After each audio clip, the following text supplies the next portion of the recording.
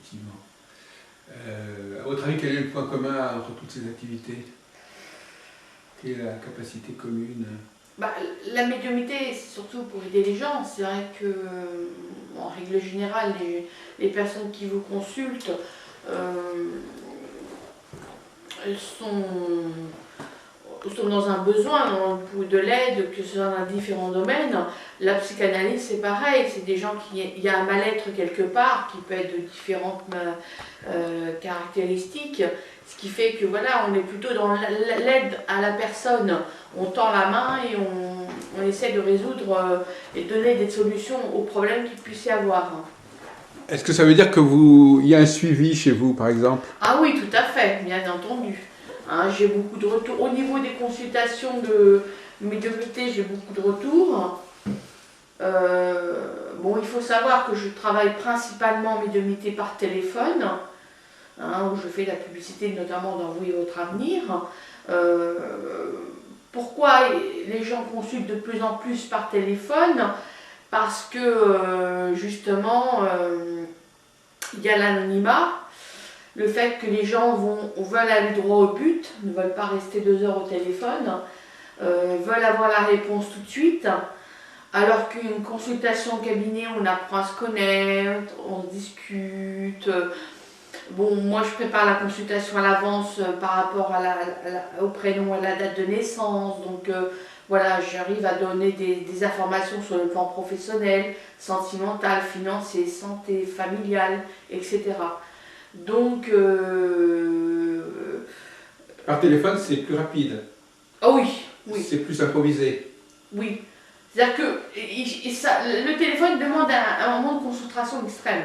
Oui. Que vous avez moins en cabinet. Oui. Parce que en cabinet, vous avez le comportement de la personne aussi qui peut vous influencer. Bien sûr. Donc c'est pour ça qu'en général, les gens qui viennent en cabinet, je leur dis, vous ne dites rien. Mais en règle générale, les personnes qui viennent en cabinet sont des personnes très méfiantes. Voilà, ils se méfient beaucoup, ils viennent, mais ce soit la retenue. Est-ce que j'y crois, est-ce que j'y crois pas, et puis au bout du compte, en fait, la consultation se passe très bien. On commence déjà une consultation par téléphone, on va directement au but. Donc on parle, ça peut être un domaine approfondi, donc on parle du professionnel ou du financier ou du familial. Et là, les gens me posent toutes les questions qu'ils veulent du domaine, sans limite de temps.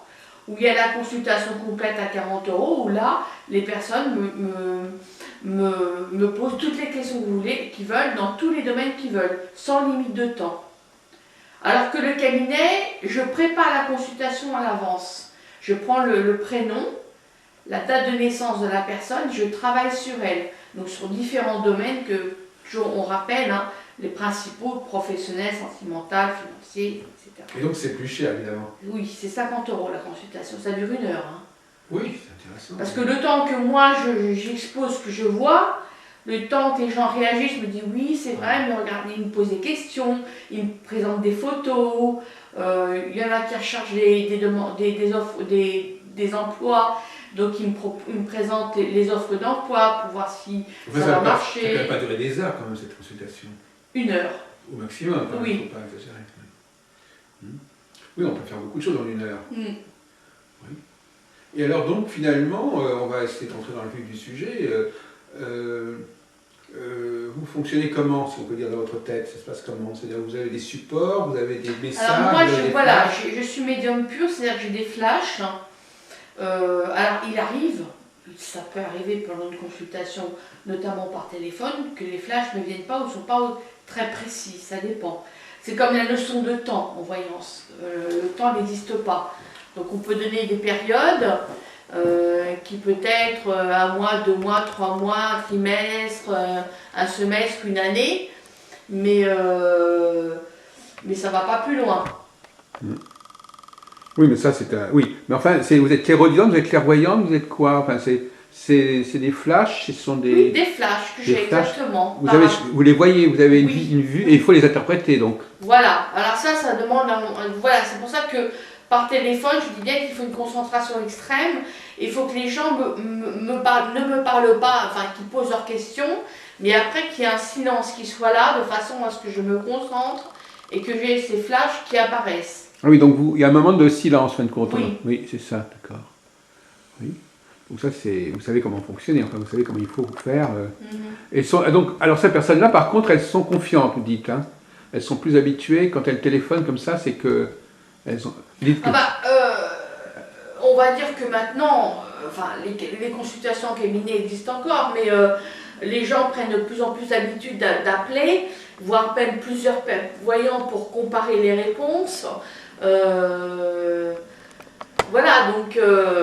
Tout l'intérêt de la vidéo, parce que la vidéo, ça permet justement, même si on est au téléphone, de quand même capter la personne, savoir à qui on a affaire avec le voyant. Donc les gens vous ont vu en vidéo, et après, ils peuvent vous téléphoner. Tout à fait. Et ils ont même vu l'endroit où vous travaillez, donc c'est comme s'ils étaient venus chez vous, quelque part. C'est l'intérêt. Donc c'est au contraire... C'est vrai qu'une consultation par téléphone et une consultation en cabinet, ça n'a rien à voir. C'est pas du tout le même travail. La consultation par téléphone est beaucoup plus fatigante. Oui. Parce qu'il y a un moment de concentration. Et là, vous êtes chez vous. Voilà. Alors que là, on a des flashs pendant la consultation en cabinet, mais on a le temps. Oui. Alors qu'au téléphone, on n'a pas le temps. On a l'impression en vous entendant que parfois, en fin de compte, au téléphone, ça vous oblige à vous dépasser. C'est-à-dire que ça vous oblige à être très performante, très concentrée. Oui. Et donc, par conséquent, tout médium ne fait pas de téléphone. Hein. Oui. Il y a beaucoup de médiums qui ne savent pas faire une consultation par téléphone. Donc parfois, vous êtes parfois meilleur au téléphone qu'en consultation au cabinet. Je ne sais pas que je suis meilleure. Vous mobilisez plus d'énergie? Non, pas forcément, parce que la consultation en cabinet, il y a quand même des flashs qui sont là et que j'ai préparé à l'avance. Donc voilà, donc c'est un moment de concentration que je dois avoir, mais avant la consultation, puisque je la prépare. C'est quoi la préparation en fin de compte? Parce que vous n'êtes pas astrologue. Non. Vous ne pas un thème. Par des tirages, de cartes, voilà. Vous faites tout ça avant la consultation? La roue astrologique, tout à fait. Je fais la roue astrologique. La roue astrologique, c'est quoi la roue astrologique? C'est sur 12 cartes où il y a les différents domaines. Alors il y a le professionnel, le financier, la santé, la famille, les amis, les voyages. C'est ça, les 12 maisons en astrologie. Voilà. Et vous sortez les cartes par rapport à ces 12 maisons. Voilà, donc je me concentre par rapport au prénom et la date de naissance. Et ça, vous ne le feriez pas quand elle arrive, vous le faites avant. Pourquoi vous n'êtes pas sur le moment? Parce que les gens ne me laissent pas assez de temps de concentration. Ah oui. Vous veillez à votre... Voilà, et puis le problème, c'est que ce que je vous ai dit tout à l'heure, le fait que la personne soit en face de vous peut vous influencer de par son comportement. Vous avez des gens qui sont très nerveux, qui sont toujours en train de tripoter, ça, qui regardent partout. Tout ça, ça dérange. Oui. Une fois que c'est fait, moi que les gens soient un peu ailleurs, c'est-à-dire que voilà, je leur dis ce que je vois, ils sont là, oui, d'accord, oui, mais ça ne me dérange pas. Mais au moment de la préparation de la consultation, c'est comme si j'étais au téléphone, puisqu'au téléphone, je demande aux gens de se taire. C'est-à-dire qu'ils me posent leurs questions, et souvent, je leur dis, bon, moi, je me concentre, et hop, ils m'attaquent, ils parlent. Je leur dis, non, il ne faut pas parler, il faut me laisser me concentrer. Mais ce que j'essaie de comprendre, Isabelle, c'est que, en fait, donc en effet, vous utilisez quand même des cartes, hein, j'ai bien compris. Le tarot de Marseille, l'oracle de Bélier. Vous les utilisez aussi bien en consultation au cabinet qu'au téléphone? Moi au téléphone. Plus de flash au téléphone. Mais alors finalement, est-ce que vous êtes branché comme sur la personne quand vous ne l'avez pas encore rencontrée? Elle vous a téléphoné pour prendre rendez-vous? Oui. Et là, elle vous a donné des informations? Prénom et date de naissance. Et c'est ça qui permet de vous brancher sur elle? Tout à fait. Et quand vous sortez les cartes, vous avez l'impression que ce sont les cartes qui vous disent ce qu'il faut en penser, ou est-ce que vous les interprétez à votre façon? Ah non, c'est les cartes qui me disent qu'il faut... Donc il y a quand même, chaque carte a une signification bien précise. Par rapport à différentes maisons, oui, la carte a... Donc là, vous respectez Là, par exemple, on prend l'exemple sur l'aspect financier qui est la carte numéro 2, la maison numéro 2, vous avez la maison de Dieu, ça veut dire que c'est une catastrophe au niveau financier. Ah oui, voilà, oui. Donc là, finalement, comment dirais-je, vous en tenez à ce qu'on dit sur la carte, on va dire, ce qui est écrit dans les livres. Pas que ça, que ça. Il y a des flashs aussi qui m'apparaissent. Voilà, c'est ça, oui. Parce qu'il y a tout un débat là-dessus. Parce que je peux lui dire que ça ne sort pas, parce que il arrive aussi que vous fassiez la maison la roue astrologique et que les informations sont vagues. Elles ne sont pas très précises, ça dépend des impositions des cartes. Mais les flashs sont là justement pour dire attention, il faut faire attention de ce côté, dans ce domaine, attention à votre entourage, ou alors des choses toutes simples comme il va y avoir un décès dans votre famille, vous allez avoir un accident de voiture, faites attention. Voilà, ça ne sort pas dans la roue astrologie, donc c'est des choses que j'ai en flash. Oui, oui, effectivement, mais que vous les avez au moment où vous faites la roue astrologique. Après. Après. Oui. D'accord. D'abord la roue, et après je me concentre sur, avec le pendule aussi, je travaille avec le pendule. Oui. Alors le pendule m'aide beaucoup pour les périodes, pour les... Parce que vous pouvez mettre des dates et puis... Bah non, les voyances datées, pour moi, personnellement, moi ça fait 10 ans que je fais ce métier, moi ça n'existe pas. On dit des périodes. Des périodes, voilà. Des dates. Mais il m'arrive aussi que j'ai l'autre jour j'ai une cliente qui est venue en cabinet, qui voulait changer de travail, mais qui me dit c'est impossible. Et je lui ai dit ça va être très très très rapide, mais je ne pouvais pas lui dire quand, je ne pouvais pas lui dire c'est une semaine, 15 jours, je lui ai dit ça va être extrêmement rapide. Elle m'appelle 2 jours après, elle me dit je change de travail. Ouais. Voilà, donc ça arrive. Donc là vous saviez qu'il y avait un temps très court. Voilà, ça arrive, voilà. Oui. Quand c'est très rapide, on peut le savoir. Quand c'est un peu plus loin, on ne sait plus très bien quand. On donne des périodes. Vous tombez sur l'ermite, par exemple, c'est 8 à 9 mois de période. Oui. Hein, la papesse, c'est pareil, c'est quand même une carte très lente. Oui. Maintenant, si vous tombez sur le battleur ou sur la roue ou le chariot, voilà, c'est des périodes un peu plus rapides. Oui. Mais moi, j'utilise le pendule pour justement avoir des périodes un peu plus précises. Mais je dis toujours à mes clients, que ce soit par téléphone ou en cabinet, attention, je peux me tromper de 1 ou 2 mois. Donc ça peut être 1 ou 2 mois avant, 1 ou 2 mois après. Oui, c'est raisonnable quand même, oui, c'est pas mal. Et mes prédictions sont sur 3 ans. Et alors vous faites effectivement des prédictions pour les journaux? Non, je fais de la publicité dans les journaux. Vous faites la publicité. Alors voilà, parlez-nous un peu de votre... Alors donc finalement, parce que ce qui nous intéresse beaucoup, c'est la relation des voyants avec la publicité. On ne peut pas travailler sans publicité en voyance. Disons qu'il y a 2 catégories. Il y a des voyants qui font ce métier depuis 20 ans ou 30 ans, qui font que du cabinet. Dans la région parisienne, il n'y en a pas beaucoup, mais sur Melun, il y en a. Qui ne font pas du tout de téléphone. Elles ne savent pas faire de consultation par téléphone, mais qu'elles vivent de ça, oui. Non, mais la publicité. Mais elles ne font pas de pub. Non plus. Non. Pas de téléphone. Non, parce qu'il y a 20 ans ou 30 ans, ça se faisait beaucoup par du bouche à oreille. Parce que pour vous, publicité, ça veut dire téléphone, en fait. Non, pas forcément. Non, non. Mais je suis dans les pages jaunes aussi. Oui, bien sûr, c'est pour ça que pages jaunes Internet et pages jaunes Botin. Alors, c'est vrai que les pages jaunes, c'est plus... Enfin, quoique page jaune Internet, j'ai quand même beaucoup de consultations par téléphone grâce à ça, parce que je mets mes tarifs par téléphone, qui sont de 35 € le domaine, approfondi 40 € la consultation complète, ou alors la consultation en cabinet qui est à 50 €. Donc là, j'ai différentes clientèles, des gens qui viennent me voir en cabinet, des gens qui me téléphonent. Maintenant, la publicité dans vous et votre avenir, c'est plus de la consultation par téléphone. Mais alors finalement, excusez-moi d'entrer dans, parce que vous avez des choses au milieu des astrologues qui font très peu de publicité, alors eux. Ils ne savent pas du tout comment ça fonctionne, ils ne font pas confiance à la publicité. Vous êtes quand même quelqu'un, vous raisonnez un peu comme pas comme un commerçant, enfin comme quelqu'un qui a un budget et qui dit voilà, est-ce que ça rapporte ou est-ce que ça ne rapporte pas, et qui apprécie d'ailleurs les retombées. Vous avez un moyen de savoir ce que ça vous a apporté. Tout à fait, je suis désolée. Et si ça vaut la peine. Voilà, tout à fait. Vous voyez les répercussions, c'est-à-dire, est-ce que... Mais j'ai quand même beaucoup de retours, hein. Donc les retours, bon, on ne voit plus par quel moyen les gens vous ont connus. Moi, je calcule par mois combien de clients viennent quand on parle de retour, c'est qu'ils sont déjà venus me voir ou m'ont déjà téléphoné. Oui, donc vous savez...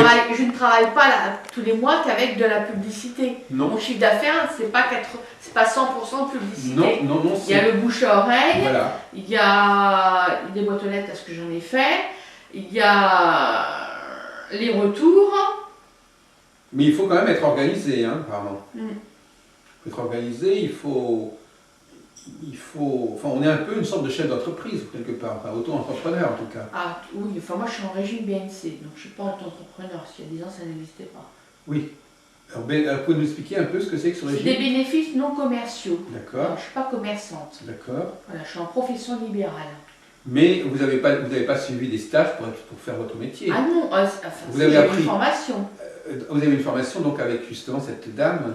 Tout à fait, Danila, qui Oui. m'a appris les tarots. Alors, donc il y a parfois, donc, parce que c'est un point qui est souvent pas très exposé, on peut être formé par quelqu'un. Oh, ben, il y en a beaucoup sur Internet, des cours de tarot. Alors, si on parlait des tarots là, d'accord, oui. Il y a les tarots. On n'est pas formé à la voyance, si quand même. Ah non, ça c'est un don. Parce que moi, le don, je l'ai depuis toute petite. Quand j'étais au lycée, il m'est arrivé pour mon BTS de ne pas avoir travaillé certaines matières Eh oui, et fallait d'avoir les sujets Ah oui. qui allaient sortir. bien sûr, oui. Ça c'est classique, effectivement, oui. Et ça c'est. Et vous les aviez comme ça en flash, Voilà, tout à fait. ou quelque part il y avait quelque chose qui venait à l'esprit qui vous disait ça va être ceci ou cela, Tout à fait. et ça marchait. Oui, Ouais. Et vous pouviez d'ailleurs en faire profiter d'autres personnes éventuellement, je ne sais pas. oui, tout à fait. Alors justement, puisque vous abordez cette question-là, donc c'est votre parcours, votre prise de conscience. De là, donc comment c'était perçu par votre famille ce genre de Je de suis don? issue d'une famille de forains industriels, donc il y a Oui, beaucoup de médiums d'accord. qui lisent les lignes de la main, qui font la boule de cristal. Donc ça c'est du côté de ma mère.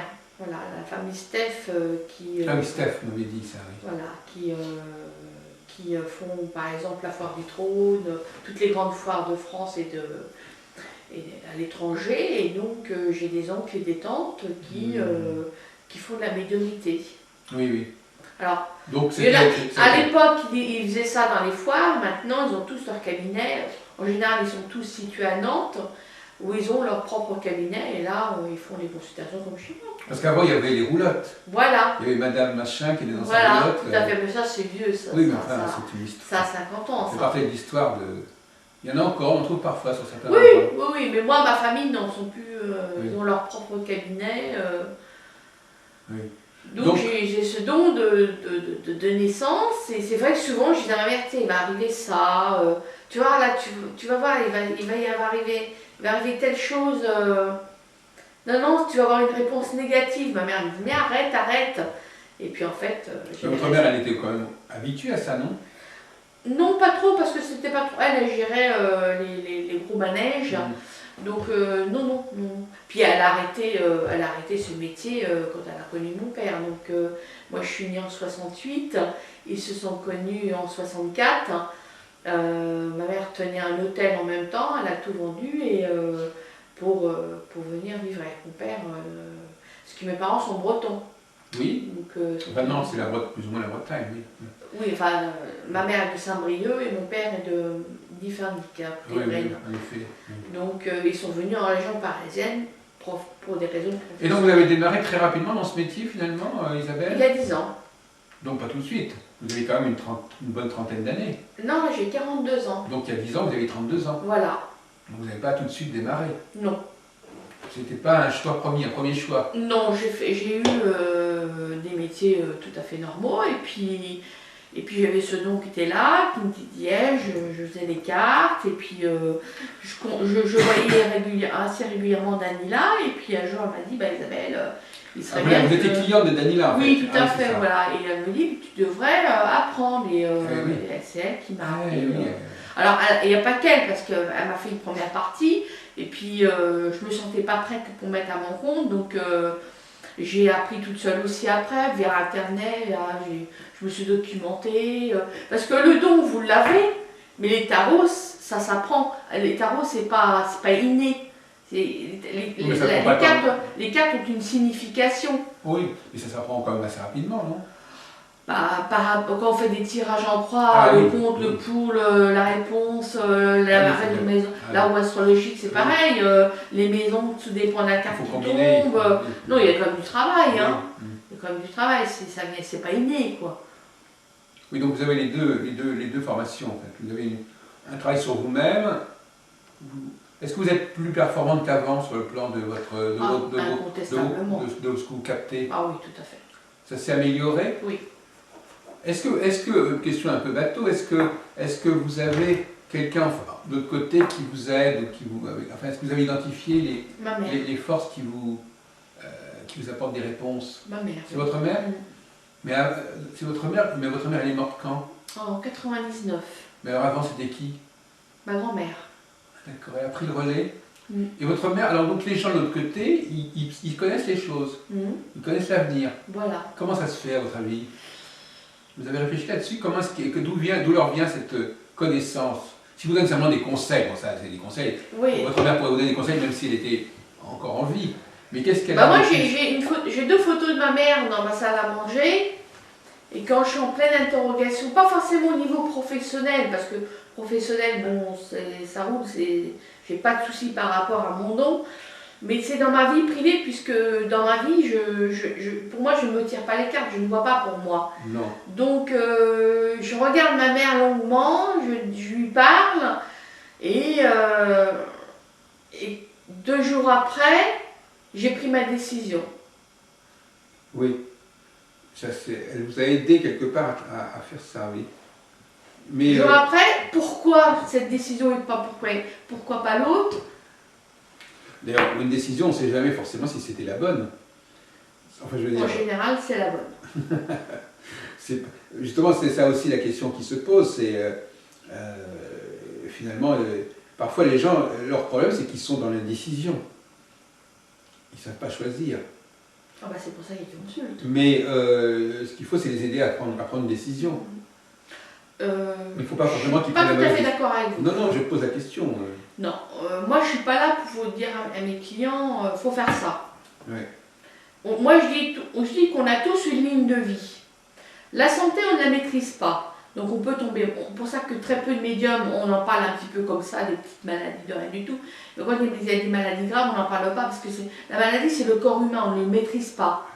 Maintenant quelqu'un qui vient chez moi et qui me dit voilà, je cherche du travail, j'en trouve pas, je fais la médiumnité, je fais la séance et je lui dis, en général, ça c'est dans beaucoup de cas, je vois qu'il ne fait pas grand chose pour trouver du travail. Et je lui dis, vous allez trouver du travail, bon, et puis bon, je lui explique un petit peu comment ça va se passer.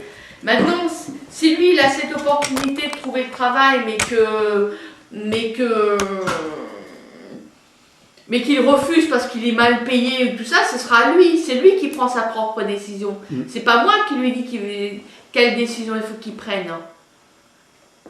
Je pourrais le faire, mais c'est pas mon rôle. Alors, il y a une question qui me vient à l'esprit quand vous dites ça, c'est est-ce que d'une certaine manière, je ne sais pas si vous allez bien prendre cette question, mais est-ce que d'une certaine manière vous pouvez favoriser son action? Oui. Ah bah bien sûr, bien entendu. Puisqu'on donne une directive. Donc on lui donne des directives qui vont être dans le bon sens pour lui, enfin qui vont... c'est-à-dire qu'en fin de compte, quand un médium donne un conseil, quelque part, c'est un conseil qui est bénéfique. C'est-à-dire qu'il va permettre à la personne d'être plus heureuse ou d'être plus sereine. Mais ça ne passe pas par la prière ou ça ne passe pas par... Bon, si, l'aspect... la preuve, il y a quand même des objets religieux. Oui, on est quand même dans un contexte un peu religieux ici, je voulais vous faire remarquer. Chrétien d'ailleurs, probablement. Tout à fait, donc je suis croyante, pratiquante. Et voilà, dans des moments difficiles de ma vie, Dieu m'a beaucoup aidée. Voilà, alors donc, mais ça vous ne leur demandez pas de prier. Non, ça n'a rien à voir. Vous leur demandez pas. Le fait, il faut savoir quand même que les gens qui viennent en cabinet, qui voient des objets religieux, ça les apaise. Oui. Donc ça c'est sur le moment. C'est ça les apaise. Ça peut avoir un effet par la suite, ou ça les apaise au moment de la... Ça les apaise par rapport au fait que c'est un environnement sain dans mon bureau. Ça dans tous les sens du terme, effectivement, oui. Mais oui, donc ça crée un bon rapport, ça crée une bonne relation. Oui, on n'en parle pas, hein, parce que je ne suis pas là pour parler, sauf qu'il y a quand même des clients qui sont très pratiquants, qui disent non, elle vient de Lourdes, donc on en parle un petit peu, mais sans plus. Je ne suis pas là pour... Mais donc finalement, vous ne croyez pas, tout à l'heure je vous avais posé la question du suivi, mais je peux peut-être mal fait comprendre. Le suivi, c'est-à-dire est-ce que vous revoyez la personne? C'est ça la question. Est-ce que vous faites plusieurs séances ou est-ce que c'est, comme dans beaucoup de cas, c'est quand même très ponctuel? Ah non, la médiumnité, c'est... Enfin, il y a deux... Je répète, c'est comme deux choses différentes. En cabinet, moi j'ai des clients qui vont venir me voir tous les mois. Voilà, d'accord. Des fois c'est tous les 6 mois, des fois c'est une fois par an. Il peut aussi vous téléphoner tous les Des mois. fois c'est toutes les semaines. D'accord. Au téléphone, on peut m'appeler plusieurs fois par semaine. Oui.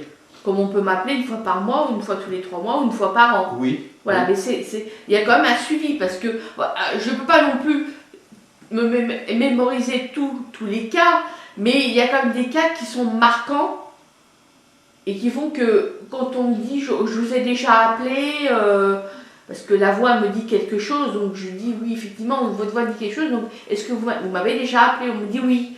Alors je dis bon, expliquez-moi un peu votre situation pour que ça me revienne. Et puis là, après, on engage la consultation. Là, on ne revient plus sur le passé par rapport à ce que j'ai dit. On est dans le moment présent et on parle du futur. Oui. Et alors, effectivement, mais enfin, si vous voulez, ce que je veux dire par là, c'est que vous n'êtes pas coach, si on peut le dire. On va dire, si la personne vous rappelle, elle vous rappelle. Si elle ne vous rappelle pas, elle ne vous rappelle pas. Non, c'est ça. Oui, mais ça, c'est... Non, mais je veux dire par là que vous ne suivez pas l'évolution de la personne. C'est pas prévu absolument, c'est pas dans le programme. On ne peut pas faire ça parce que les gens, en cabinet c'est plus possible, mais en téléphone non. Je vous ai dit, les gens, là par exemple, je donne un exemple, je fais des promos parfois par SMS, hein, où j'envoie des consultations à 30 au lieu de 40. C'est vrai, oui, j'en reçois, oui. Et les gens vont m'appeler 3-4 fois. C'est des SMS de gens qui sont déjà venus vous voir? Oui. Ou qui m'ont déjà téléphoné. Ouais, vous gardez tout ça en... Oui. Ouais, d'accord. Mais on peut pas parler. On a des clients fidèles, mais la plupart du temps, non. C'est des gens qui vont vous appeler, qui vont appeler 3-4 voyantes parce qu'ils sont mal, parce qu'ils veulent comparer les réponses. Quand au téléphone, est-ce que vous répondez tout de suite ou est-ce que vous prenez un rendez-vous avec la personne téléphonique? Non. Alors, il m'arrive que... Parce que les gens ne font pas la différence. Dans les cabinets de voyance où il y a plusieurs voyants, des cabinets comme Fabiola, etc., en général, il y a des voyants de libre, ou alors, par exemple, pour IDF1 Isabelle qui va à la télévision, elle travaille pour je ne sais plus quel cabinet, il faut prendre rendez-vous. Oui. Voilà. Moi, ça m'arrive que les gens me disent, voilà, je voudrais prendre un rendez-vous. Alors moi, je crois tout de suite, c'est un rendez-vous en cabinet, bien, c'est un rendez-vous téléphonique. Oui. Bon, vous voulez appeler quand? Alors quand c'est tout de suite, je peux vous prendre tout de suite. S'il me dit, non, ça m'intéresserait la semaine prochaine. Donc ça m'arrive de prendre des rendez-vous téléphoniques, mais en règle générale, non. Les gens, quand ils vous appellent, c'est tout de suite ou rien du tout. C'est ça. Ils veulent tout de suite. Et même quand je suis en consultation, parce que j'ai un double appel sur mon téléphone, on me dit tout de suite, écoutez, je ne peux pas bâcler ma consultation avec ma cliente, je vous demande un quart d'heure, 20 minutes, et je vous rappelle. En général, ça se passe bien. Mais il y a des gens qui vont dire non, tout de suite. Oui, c'est une impulsion. Une impulsion qui faut satisfaire immédiatement. Ou alors c'est qu'il y a une urgence, on ne sait pas. Alors donc finalement, les personnes, elles veulent savoir. Elles veulent, par exemple, est-ce que ça peut être, par exemple, quelqu'un hésite entre plusieurs solutions, il veut savoir celle qui aboutira à quelque chose, c'est ça? Alors là, c'est la question du choix. Ils veulent pas se perdre leur temps pour rien. Ils veulent pas aller dans une voie qui ne débouchera sur rien. Donc non mais attends, il faut quand même savoir, enfin bon, voilà, je suis une particularité spéciale dans la médiumnité, mais 80% de ma clientèle est féminine, entre 30 et 50 ans. Oui, d'accord. Et dans 80% des cas, les questions sont les relations sentimentales. Ah bon, d'accord. C'est-à-dire que les gens, il faut savoir que les gens, parce qu'on est en pleine crise comme depuis pas mal d'années maintenant, depuis au moins 2008, même voire avant. Le travail, il n'y en a pas toujours forcément. Les gens ont des mauvaises conditions de travail, ils gagnent mal leur vie, ils ont des problèmes financiers, mais ça, ils s'en foutent. Ce qu'ils veulent, c'est l'amour. Mais parfois, ça résout des problèmes aussi matériels. S'il y a une relation qui... Je veux savoir si je vais faire une rencontre, je veux savoir s'il va quitter sa femme. Alors là, quand on dit ça, est-ce qu'il va quitter sa femme? Pour moi, on va dire dans 90% des cas, un homme marié ne quitte pas sa femme. Oui. Voilà, c'est comme ça, c'est pas autrement. Et ça, vous savez, même sans être voyant, vous savez. Bien sûr, bien entendu. Oui. Bien entendu. Et les gens me rappellent et me disent effectivement, il ne veut pas quitter sa femme, il ne la quittera pas. On me rappelle, pour me le dire, on me dit vous avez raison. Oui, oui. J'ai des gens qui m'appellent et puis juste pour me dire si j'avais raison ou tort, parce qu'il peut arriver aussi que j'ai tort. Mais je touche du bois, je dirais que la plupart du temps, c'est des retours positifs, donc ça va. Un positif peut être négatif pour la personne. Ah oui, mais ça c'est autre chose. Mais c'est vrai que les gens, ce qui l'importe, c'est l'amour. D'accord. C'est ça, rien d'autre. Vous me disiez tout à l'heure, avant l'entretien, que ce ne sont pas forcément des gens du voisinage qui viennent vous consulter. Non. Pour des raisons de... Il y en a. Mais je leur dis toujours, de toute façon, discrétion est là. C'est-à-dire, je ne parle pas, parce que j'ai des collègues de travail qui s'envoient. Bon, la dernière fois, j'avais une cliente qui est venue, qui est une cliente fidèle, ça fait 5 ans que je la connais. Elle vient une fois par an me voir et elle m'a envoyé une collègue. Et la collègue voulait avoir quelques informations sur la consultation qui avait eu lieu. Et ça, c'est non. C'est non, on ne dit rien. Et puis en plus, vous vous rendez bien compte que ce serait quand même assez ennuyeux, parce que les collègues qui se passeraient les dossiers des uns et des autres, comme ça, on entend parler par rapport à ce genre de choses, vous savez, une voyante qui demande à une collègue, mais toi tu as déjà eu cette cliente au téléphone, donc tu peux me dire des choses sur elle, des trucs comme ça. Ça serait cool. Non. Mais j'ai beaucoup de bouche à oreille, des gens qui m'envoient d'autres personnes, Alors justement, à ce propos, je reviens un peu sur votre histoire de publicité. Bon, est-ce que vous donnez des... Bon, sans rentrer dans des trucs trop personnels, est-ce que vous donnez des chiffres à peu près, combien ça revient à un voyant qui veut faire la publicité? Comment est-ce qu'il peut s'organiser pour bien s'en sortir? Parce que on en a parlé de manière assez abstraite, mais finalement... je vais vous donner un seul exemple, c'est l'exemple concret de Vous et votre avenir. Voilà. Il y a une remise de 50%. Moi, une page entière. Vous voulez que j'aille chercher le magazine? Oui, ça m'intéresse beaucoup parce que c'est très concret, c'est très utile. Je vais chercher le magazine. Donc vous allez nous expliquer un peu comment ça se passe, quand un voyant travaille avec une revue, comment ça se passe? Voilà, moi je travaille avec Vous et votre avenir pour le spécial prédiction. Au mois d'octobre, il sort un spécial prédiction pour l'horoscope de l'année. Tous les mois de l'année. Donc c'est le plus important du magazine de l'année. Les gens vont le garder un certain temps. 8 à 9 mois. Ils le gardent avec eux. Moi je travaille 8 à 9 mois avec ce magazine. Donc je fais une publicité page entière, mais là il y a... Montrez-la nous, oui. Il y avait Dalila, il y a dedans. Voilà. Pas faire le truc pour les autres. Non, c'est pas la peine. D'accord, en effet. Donc ça c'est... Alors ça c'est quand même... Je ne sais pas, je ne voudrais pas dire un chiffre idiot, mais alors ça revient à combien ça, cet investissement? 2000 €. 2000 €. Alors 2000 €, ça veut dire qu'il faudrait une quarantaine, à peu près une cinquantaine de consultations pour que ce soit amorti? C'est largement amorti, largement. Oui, autrement vous ne le feriez pas. Non, je travaille... je fais quelquefois celui de l'été, puisque au mois d'août ils sont fermés, donc je fais juillet-août. Mais c'est tout. Je travaille exceptionnellement avec le spécial prédiction qui sort au mois d'octobre. Et là, les gens le gardent à peu près toute l'année.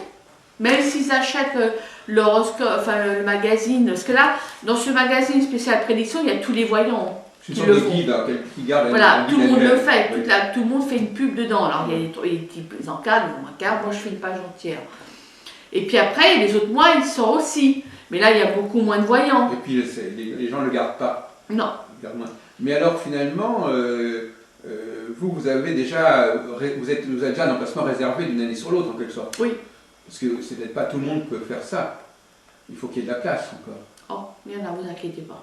D'accord. Donc effectivement, c'est intéressant, je ne connaissais pas cette formule. Donc c'est le principe comme ça d'un magazine qui est annuel en quelque sorte et que les gens gardent sous le coude et puis ils feuillettent, ils vous appellent.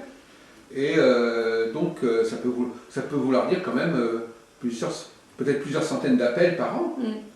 Ah oui, oui, oui, oui. Là, je vous dis, je multiplie je ne vais pas le dire le chiffre parce que c'est confidentiel, mais disons, il est extrêmement amorti. Et les pages jaunes, alors, est-ce que c'est intéressant les pages jaunes?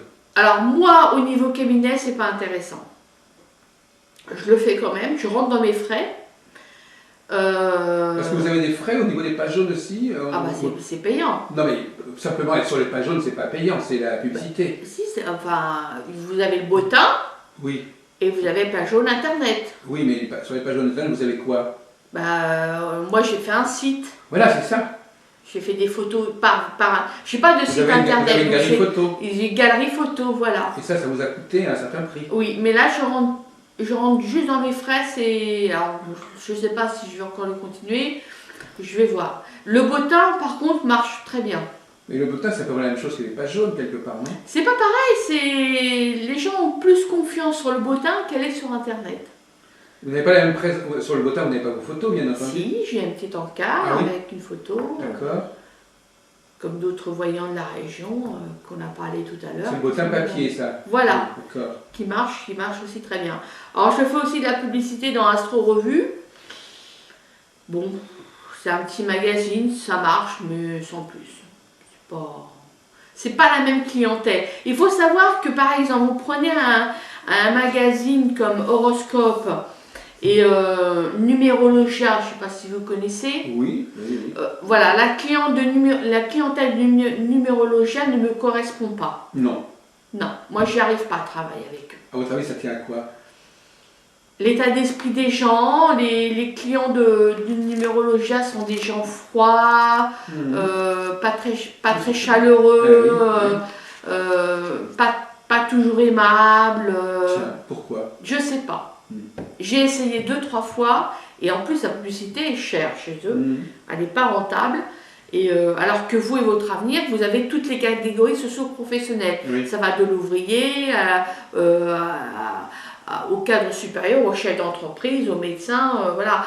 Et vous et votre avenir, moi je travaille aussi pour l'étranger. Je travaille pour l'Italie, l'Espagne, le Maroc, la Tunisie. Pourquoi ça se vend là-bas aussi? Voilà, tout à fait. En français aussi ou dans d'autres En langues? français. Oui. Ils ont une vente à l'étranger. Oui. Et vous en apercevez? Le Maroc, il y a dans les îles aussi. Moi je travaille beaucoup avec la Guadeloupe, la Martinique, la Réunion. Vous n'êtes pas tenté par la formule, comment dirais-je, sur Internet, où on voit la personne, où elle vous voit avec la caméra? Avec la caméra. Alors, moi je pars du principe, là je vais commencer à m'intéresser à... Il faut que je refasse mon site internet. Moi je pars du principe qu'aujourd'hui, il y a des voyants qui travaillent que sur Internet. Et ça, c'est une particularité que chacun a. Moi je ne suis pas encore prête à travailler que sur Internet. C'est très particulier, c'est très impersonnel, c'est très... Enfin, on vous voit quand même, on peut voir les cartes que vous sortez, il y a des choses quand même qui sont... Ouais, mais... C'est quand même moins impersonnel que le téléphone. Le problème d'Internet, ce qui nous fait beaucoup de tort, c'est qu'il y a beaucoup de cabinets qui s'ouvrent et qui cassent les prix. Donc il y a aussi ce qui nous fait du tort, mais quoique... Parce que ça m'est arrivé d'en faire, de l'audiotel. Je ne sais pas si vous connaissez l'audiotel, oui, les 08.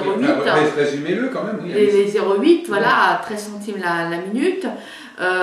Les gens qui travaillent sur l'audiotel, enfin les personnes qui consultent sur audiotel se disent oh, c'est pas cher, c'est 13 centimes, on va le faire. C'est bon, ce qu'il faut savoir, c'est qu'en général, il y a une liste d'attente, c'est-à-dire que les gens appellent, donc ils attendent, puis le téléphone, pendant ce temps-là, il tourne.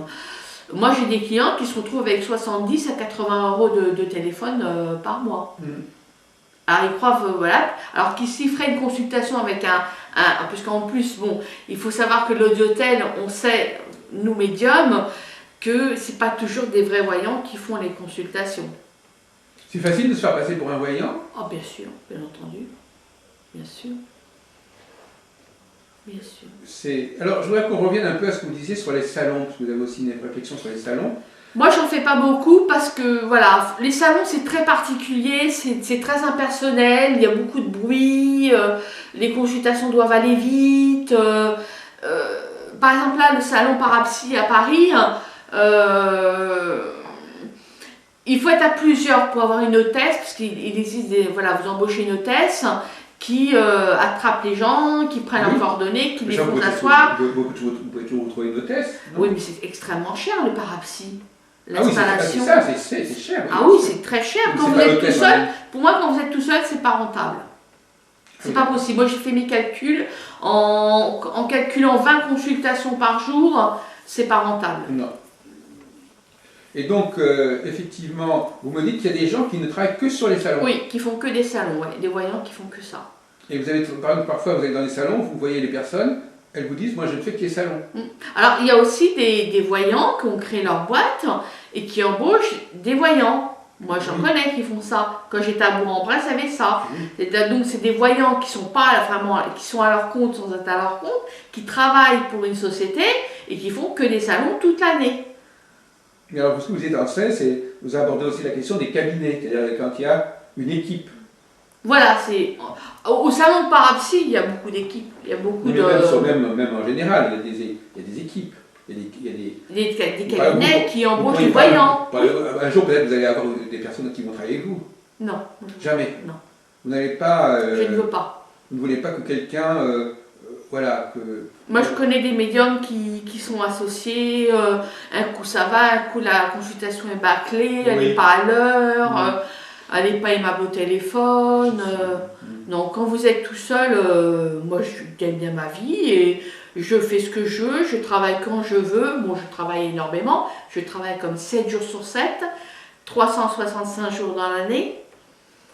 Donc, à quelle heure? De quelle heure à quelle heure? De travail de 4 bah, là, je fais, comme je suis psychanalyste, je commence à 7 h du matin jusqu'à 22 h le soir. En effet, ça veut dire beaucoup de monde que vous voyez. Mais alors justement, alors parlez-nous un peu de cela. Quand vous dites que vous êtes psychanalyste, ça veut dire quoi dans votre esprit? C'est coacher une activité totalement différente. Alors, parce que notre ami M.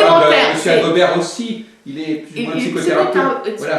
Voilà, donc on dit qu'un psychanalyste a forcément fait une psychanalyse, que d'autres n'ont, comme un psychologue ou un psychiatre ne l'a pas fait. Oui.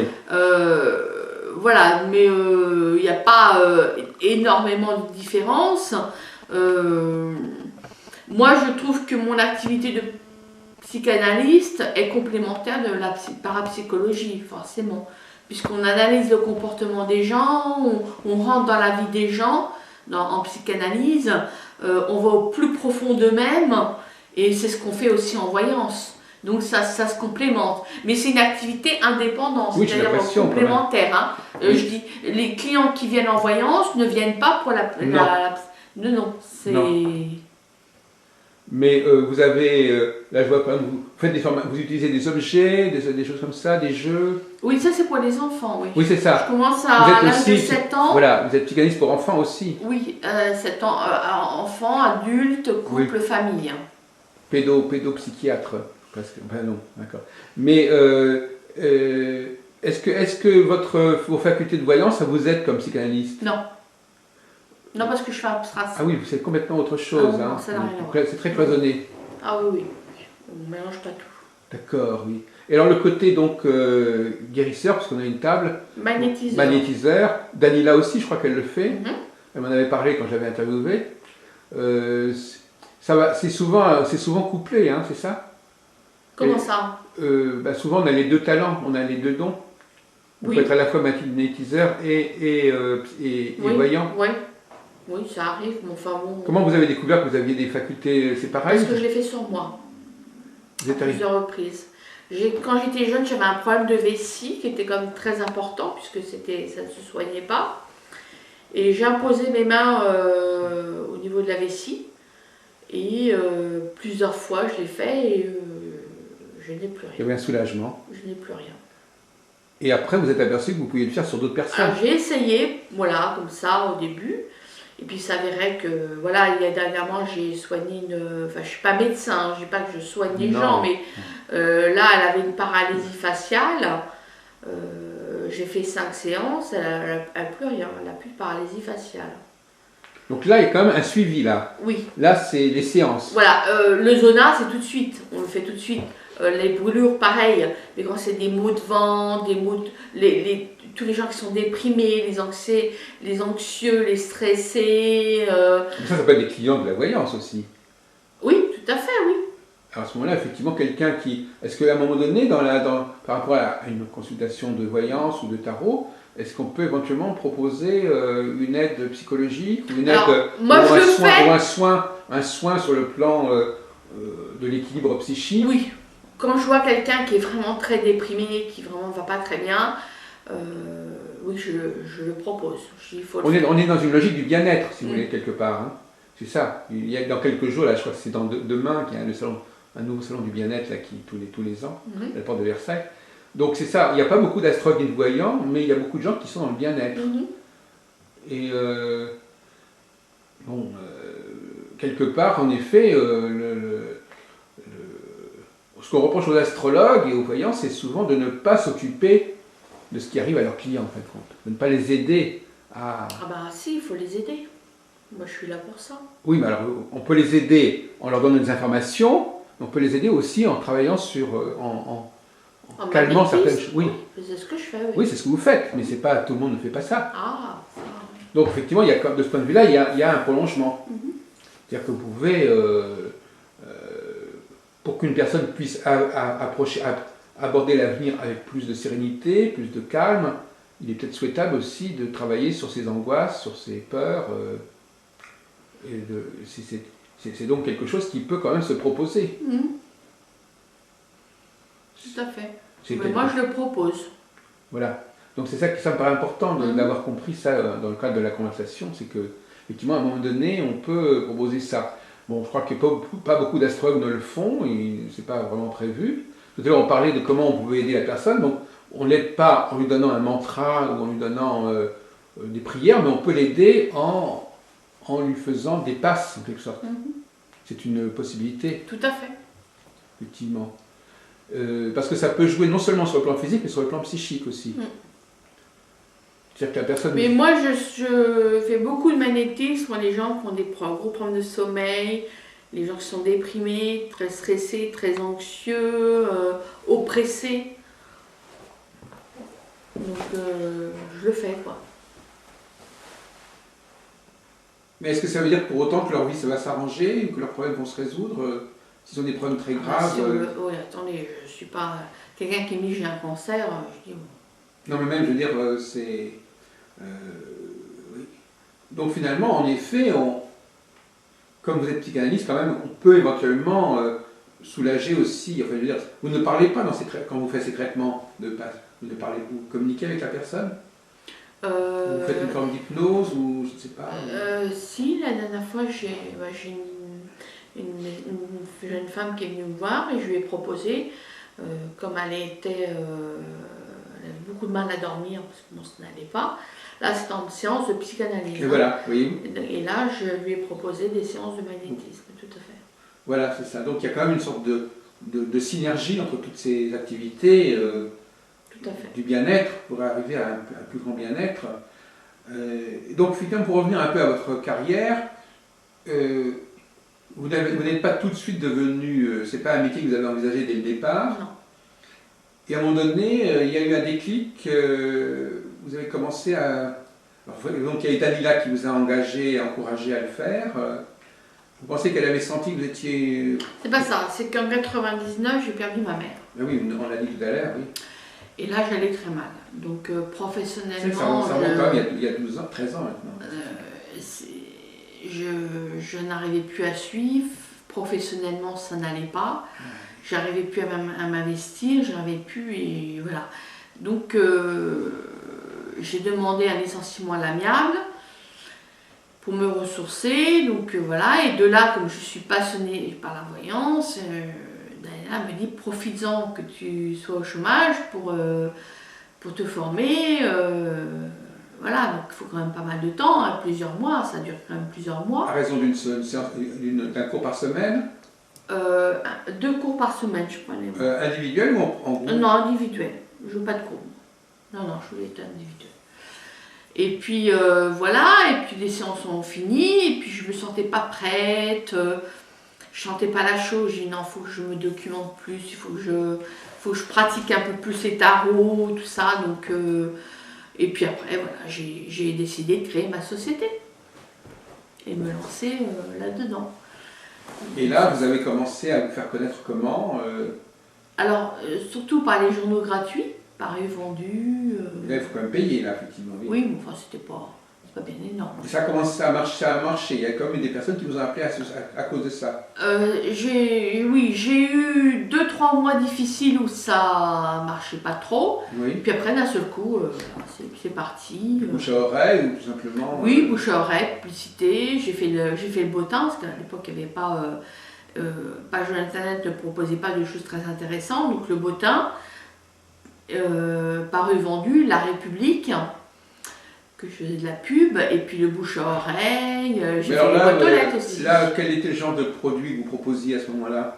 C'était toujours le téléphone déjà ou c'était simplement la... Non, au départ, c'était que le cabinet. Le téléphone est arrivé un an plus tard. C'était pas une évidence pour vous le téléphone dans un premier temps? Non, je vous dis d'abord, la meilleure école, c'est le cabinet. Alors justement, à propos d'école, alors finalement, l'école, au fond, quand vous dites l'école, c'est-à-dire que vous avez beaucoup appris par le cabinet. Vous avez déjà été formé, mais vous avez appris. Qu'est-ce qu'on apprend à force de travailler? Qu'est-ce qu'on apprend? Bon, au début, on est maladroit. La consultation elle dure plus d'1 heure parce qu'on parle, on maîtrise pas le temps, on est très enthousiaste, donc on n'a pas assez de recul pendant la consultation. Hein, quand on est devant une personne en consultation en cabinet, il faut un certain recul, il faut pas se laisser influencer, faut soi-même diriger la consultation. Oui, et ça Et ça, je l'ai appris au fur et à mesure du temps, tout à fait, oui. Tout à fait. Alors pour revenir justement à cette formation, je n'ai pas très bien compris, c'est-à-dire que en quoi consistait l'enseignement de Danila justement? Parce que vous dites qu'elle vous a formé pendant au moins une vingtaine de séances, ou une vingtaine de cours? Oh, je ne sais plus combien exactement. Mais qu'est-ce qu'elle inventait? Qu'est-ce qu'elle mettait en place comme programme? Les tarots, c'était les... Vous arriviez, remettez-vous dans la situation, vous arriviez, elle vous disait, ma petite Isabelle, c'est qu'aujourd'hui on va faire quoi? On va faire ça? On apprenait les tarots, carrément. Donc on faisait constamment des tirages, c'est ça? Non, au début on apprenait les tarots, c'est-à-dire que par exemple on prend le battleur, il fallait apprendre comment le battleur, ce qui signifiait au niveau professionnel, sentimental, santé, financier, diverses autres choses. Et par exemple le battleur, c'est symbole aussi de tout ce qui est migraine et maux de tête. Donc on apprenait tout ça, les 22 lames. Mais au début, aujourd'hui ça paraît très facile de dire tout ça. Mais au début, quand vous ne connaissez pas du tout le tarot de Marseille, ça prend énormément de temps à apprendre tout ça. Alors on apprend et puis après... Vous avez des notes par exemple? Oui, tout à fait. Et arrivé chez moi, j'apprenais et je préparais... sur des cahiers, je préparais des tirages en croix. Et quand j'arrivais en cours, je dis voilà, on a tel tirage, la question est celle-ci, qu'est-ce que ça signifie? Et là, on travaillait là-dessus. Alors, on a fait ça pendant pas mal de temps, les tirages en croix. C'est vous qui dirigez un petit peu l'information. Oui, tout à fait. Ah oui, les cours, parce que là, j'ai su qu'elle donnait des cours sur CD, ça n'a rien à voir. Moi, c'était vraiment du basique, tout ce qui est le plus basique, quoi. Donc, vous lui demandiez des conseils pour comment on interprète une configuration particulière. Voilà, et après, on a eu la roue astrologique où là, on a travaillé dessus. Et puis après, je me suis documentée toute seule, j'étais dans une librairie spécialisée, j'ai appris des tirages, j'ai refait. Et puis voilà, après je me sentais prête. Oui, mais alors à votre avis, qu'est-ce qui fait que les tarots ça fonctionne à votre avis? C'est des forces, on revient à cette question de force qu'on n'a pas tellement abordée, on communique avec une autre dimension, Oui, voilà, c'est-à-dire que moi par exemple, les gens me posent une question au cabinet, me disent voilà, est-ce que je vais trouver du travail? Bon, je dis bon, silence, je prends mes cartes, mes clients ne touchent pas mes cartes. Hein. Les cartes sont magnétisées, ne touchent pas mes cartes. Donc comment j'ai mon tirage, je bats les cartes, je tire les cartes en croix et après j'ai des flashs. Donc, c'est pas le cas classique de la personne qu'on lui demande de tirer 3 ou 4 cartes. Non, non. Ah, d'accord. Vous le faites devant elle. Personne ne touche à mes cartes. Ah, d'accord. Non, non. C'est Moi, Oui, ça m'a toujours un petit peu énervé quand on demande aux gens tu me tirer une carte comme ça, comme si cette personne était capable de tirer, comme si elle pouvait normalement tirer la bonne carte, la carte qui correspondait. Il faudrait qu'il soit lui-même médium pour tirer vraiment la carte. Non, non, moi on ne tire pas mes cartes. Et dans ma tête, je répète la question et je tire les cartes. D'accord. C'est intéressant, c'est une méthode, Isabelle, enfin, je veux dire, c'est une façon de travailler. Elle me paraît au fond plus cohérente que le fait de demander aux gens, tirez-moi des cartes. Voilà, on met les cartes et puis la personne tire comme ça sans savoir. Ça vous avez essayé ça ou c'est dès le départ vous avez commencé comme ça? Au début, les gens tiraient les cartes. Oui. Mais les gens influencent les cartes. Ah, d'accord. Pour moi, ils les influencent de trop. Parce qu'il y a des gens qui viennent en cabinet qui me disent moi, je veux tirer les cartes. Ouais. Bon, je prends un autre jeu de tarot, pas le mien. Ouais. Je dis ben non, vous allez me tirer les cartes, puis on va voir. Puis je voyais là. Vous me direz ce que vous avez envie que je vous dise. Alors j'ai dit non, on ne tire pas les cartes chez moi, c'est fini, c'est non. C'est vrai, parce que vous abordez un sujet intéressant, c'est effectivement parfois le voyant, il va dire ce que la personne a dans la tête. Moi je suis neutre. Oui. Je suis neutre. Même avec mon pendu, je suis neutre. Ouais. Les gens vont me dire ah bah oui, mais moi je croyais que oh non, ça va être plutôt. Non. Moi j'ai une réputation, dans vous et votre avenir, j'ai une certaine réputation. Je dis ce que je vois, je ne dis pas ce que les gens ont envie d'entendre. Donc que ce soit au niveau de la voyance pure, du temps que je peux donner, des événements, comment ça va se dérouler, c'est moi qui le dis et je ne suis pas influencée. Même si la cliente au bout du fil ou en cabinet, je la vois très déçue, ça ne change rien. Parce que vous avez des voyantes qui vous disent oh, c'est merveilleux, il va vous arriver ceci, il va vous rester ça. Oh, mais oui, vous avez rencontré grand amour. Et en fait, rien du tout, quoi. Ou même des choses négatives, mais que la personne a en elle. On peut aussi renvoyer des choses négatives parce qu'elle les a en elle, alors qu'en réalité, ça ne correspond pas non plus à la réalité. Tout à fait, tout à fait. Donc effectivement, c'est un peu un conseil qui revient dans tout notre entretien, c'est-à-dire ne pas se laisser influencer par le client, se préparer déjà avant. Vous n'aimez pas qu'on pose des questions à la limite? Au début, non. Oui. Alors par contre, au téléphone, je leur demande de se présenter. Ah, oui, parce que j'ai besoin d'entendre le son de la voix de la personne. Oui. Alors je leur dis voilà, mon téléphone, on me dit voilà, je veux un domaine approfondi à 35 €. Ok, donc je saisis la carte bleue, on me rappelle. Et je dis voilà, présentez-vous. Alors voilà, je suis machin. Je veux savoir si ma relation avec Laurent va continuer, etc. Et là, je dis taisez-vous, maintenant c'est moi qui travaille. Et là, après, je leur réponds. Et encore dans un troisième temps, des questions éventuellement. Voilà. Et là, effectivement, c'est possible. D'accord. Donc, il y a tout un système. Et vous avez déjà, vous, par contre, formé des gens? Oui, je donne des cours de tarot de Marseille. Dans la même optique que Daniela, ou un peu différemment? Alors, je fais par correspondance ou en cabinet. Il y a des gens qui viennent ici pour prendre des cours. Et toujours individuel ou en groupe? En individuel. Individuel. Et le font pour devenir professionnels ou éventuellement comme ça pour elles-mêmes? Il y en a, c'est pour des professionnels, il y en a, mais je leur dis, il y a beaucoup de travail. Les cours de tarot de Marseille, ça dure 6 mois.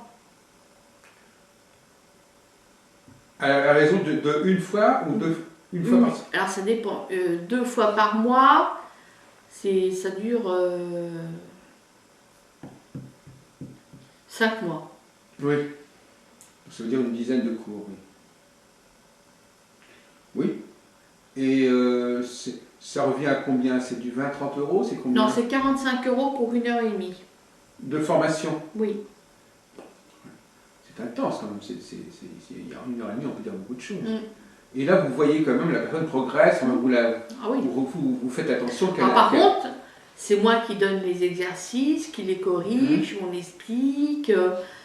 Tout est préparé, les lames, ce qu'elles veulent dire. Après, on commence par les tirages en croix, la roue astrologique, tout est prêt.